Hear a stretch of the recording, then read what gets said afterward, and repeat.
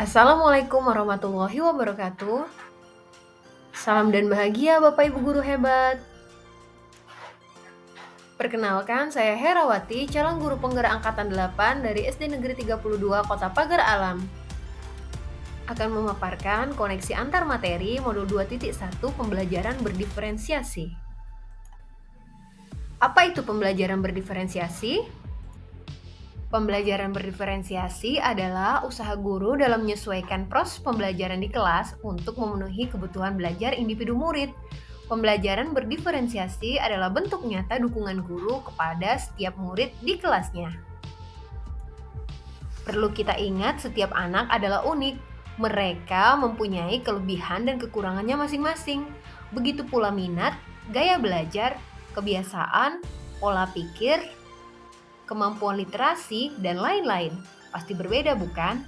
Di sini diperlukan usaha guru untuk memenuhi kebutuhan belajar murid yang berbeda-beda agar mereka merasa nyaman belajar di kelas dan tujuan pembelajaran pun tercapai.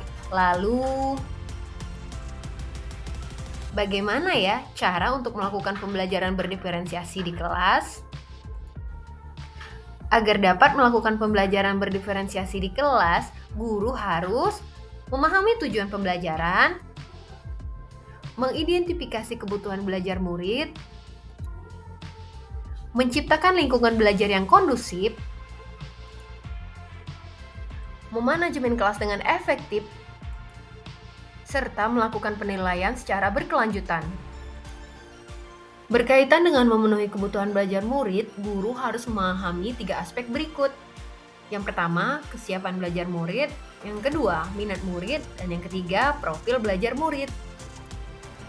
Dalam melakukan kesiapan belajar murid, mengharuskan guru untuk menilai pengetahuan awal dan menentukan apa yang telah murid ketahui. Berkaitan dengan minat murid, minat setiap murid tentu berbeda-beda. Minat adalah salah satu motivator penting bagi murid untuk terlibat aktif dalam proses pembelajaran. Adapun profil belajar murid dipengaruhi oleh lingkungan keluarga, budaya, gaya belajar, dan kecerdasan majemuk. Kebutuhan belajar murid dapat diidentifikasi dengan cara-cara sebagai berikut. Yang pertama, mengamati perilaku murid. Yang kedua, mengidentifikasi pengetahuan awal. Yang ketiga, merefleksi terhadap praktik pembelajaran. Yang keempat, berdiskusi dengan guru murid sebelumnya,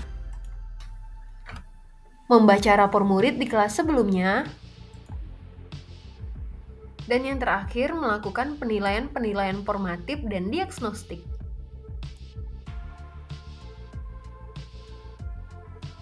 Kemudian, adapun strategi untuk mendiferensiasi pembelajaran diantaranya diferensiasi konten, diferensiasi proses, dan diferensiasi produk. Diferensiasi konten berkaitan dengan apa yang akan kita ajarkan, seperti materi, konsep, atau keterampilan yang akan dipelajari dalam kurikulum. Diferensiasi konten juga dapat dilakukan dengan membedakan format penyampaian materi, bukan mengubah tujuan pembelajaran. Diferensiasi proses berupa kegiatan yang memungkinkan murid berlatih dan memahami atau memaknai konten dengan cara membedakan proses yang akan dilakukan murid.